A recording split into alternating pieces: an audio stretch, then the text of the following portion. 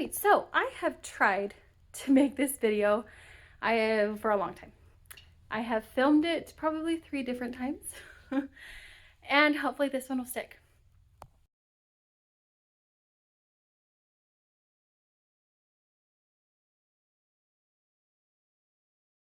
Retinoblastoma is a rare type of eye cancer typically found in children. And there are only about 200 to 300 cases per year in the United States. Comparing that to the most common childhood cancer, that would be acute lymphoblastic leukemia. And they have about 6,000 cases per year and is also considered a rare form of cancer. So most people have never heard of it.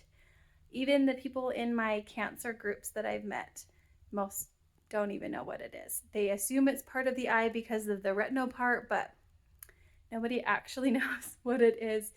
And so we're pretty lucky to have some doctors that have explained things along the way. What do you think? Can you say cheese?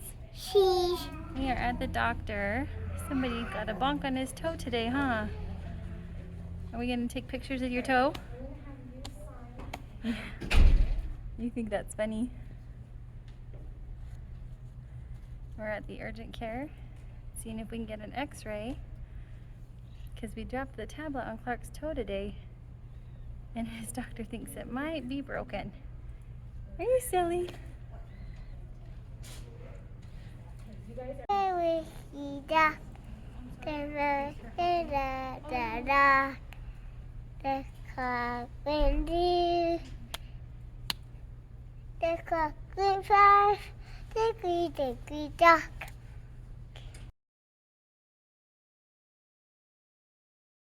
did they do?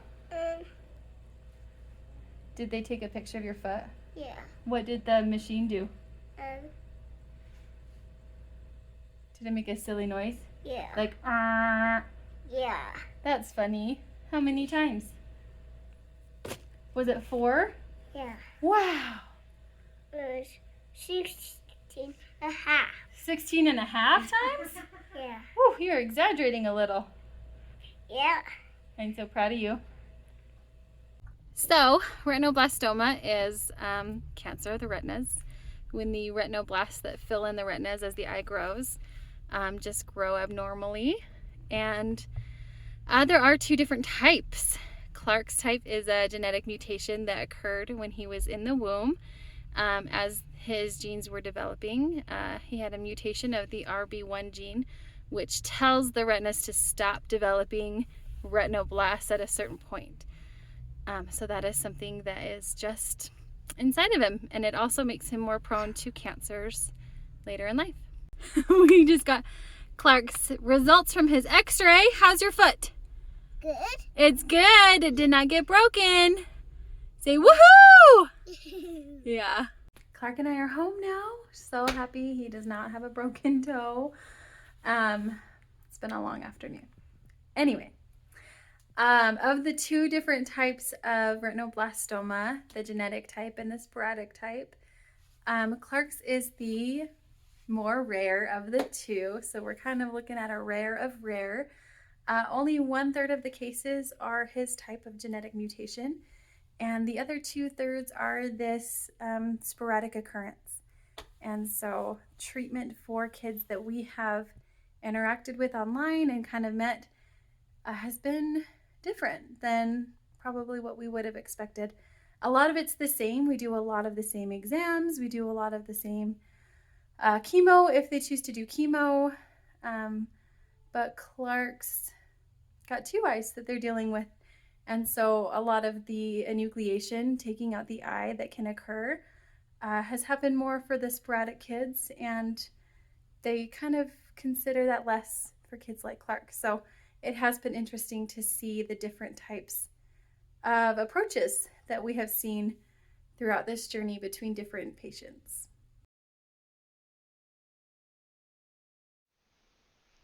In the weeks leading up to Clark's first birthday, we really started to notice something weird was going on with Clark's vision.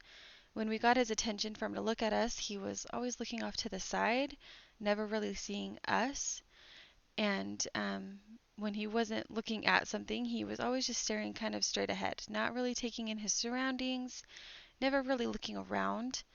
I really noticed this on a trip we took about a week before his first birthday, when we went to Lake Tahoe with some family, and that's when I really started to get scared. I noticed he wasn't looking around, he wasn't looking up or down or to the side. He was crawling with his head on the floor all the time, kind of like he was trying to map out the room.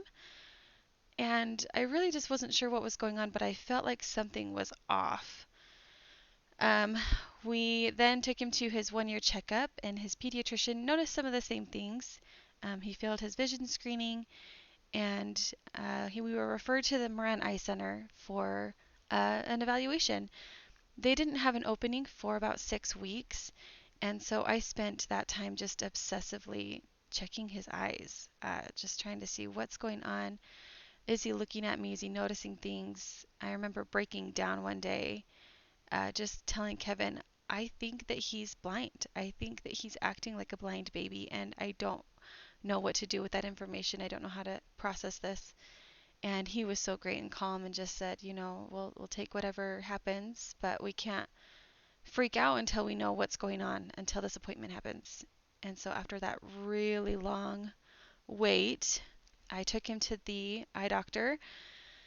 And because of COVID, I had to bring him by myself. We weren't allowed to have any visitors, any extra people. And so I took him in and they dilated his eyes. I remember they had to dilate another one of the eyes twice, so we had to wait for about an hour before the doctor could even look. And when she did, she immediately told me that his retinas were detached, that it could be a tumor or it could be a hereditary situation.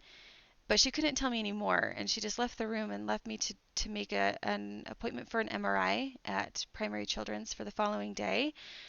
And I left that appointment just so confused and scared, not knowing what's happening, and just knowing I had this hospital appointment the next day where we were going to find out what's happening. We didn't find out the next day. We actually found out 2 days later. We had an MRI the next day, and then the day after, we had an exam under anesthesia where we learned what's going on with my baby.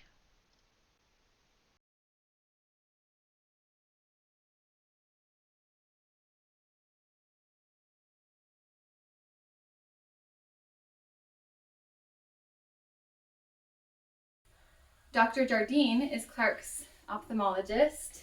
He came in before the surgery, which is typical. The surgeon will come in and have you sign paperwork.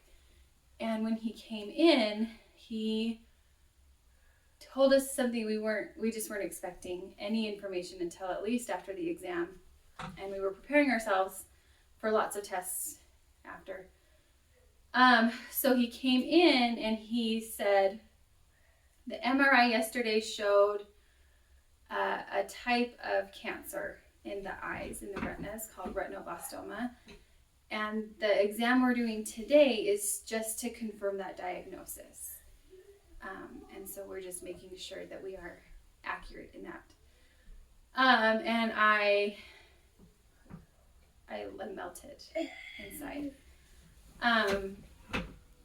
I wasn't expecting to hear any news before his exam, and for him to just come right in and say cancer was really scary. We had that kind of in our mind already because they had mentioned, I think I see a tumor at the ophthalmologist, but to kind of have that as we're just confirming his diagnosis was very shocking.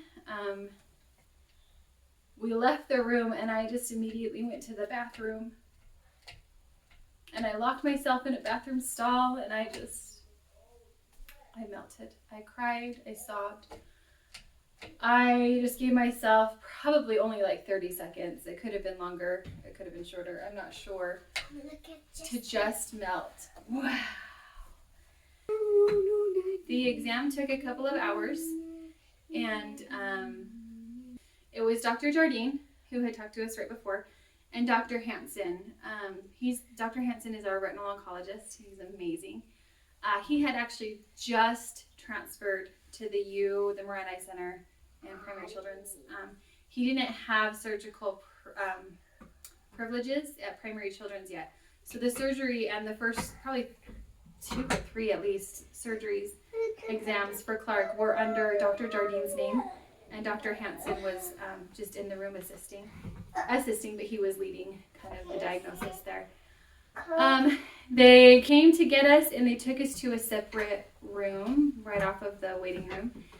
And I'm a sign language interpreter, and I know from my training, I had a teacher once say, if they take you to a separate room, if you're interpreting a hospital situation and they take you to another room, they're usually giving bad news. And so prepare yourself to give bad news. Give bad news. So we go in and they just very calmly explained it to us. They said the exam confirmed retinoblastoma bilateral, and they explained the grades, that on a scale of A to E, he was a scale D, and I don't remember a lot of the details, but I know that they talked about different kinds of treatment that we were going to start with within the next week, that we would make a decision within a week. And so they talked, we would want to do intraarterial chemo was kind of Dr. Hansen's first preference. But they weren't sure if the doctor who performs the IAC would be in town. And so the other option would be to do systemic chemotherapy. They kind of talked to us about risks. They just briefly mentioned that he would be at a risk for cancer later in life, to avoid excessive radiation. And they did tell us that the cure rate for retinoblastoma is about 95%, and that they were confident that Klark would fall into that category, but that we needed to get treatment started really quickly. We were really overwhelmed with information at first, and sometimes I still feel like I am, but it was good to have our doctor sound so confident and so calm and just ready to attack his cancer. They did explain to us that the scaling or the staging of how they grade retinoblastoma, like I mentioned in the video, he was at a scale D. And so what that is they scale it from A to E, and E being kind of the worst, where it's metastasized outside the eye. Both of his eyes were at a stage D, and the left eye was actually approaching a stage E. And so we were really nervous going into that, wondering what that meant for his treatment, but the doctors have been incredible at explaining everything each step of the way. I will plan on posting a picture of each of the stages, so you can pause it and read kind of what each stage means. If that would help, but just for information purposes, we were at a stage D in both eyes, and as of right now, he's looking really good.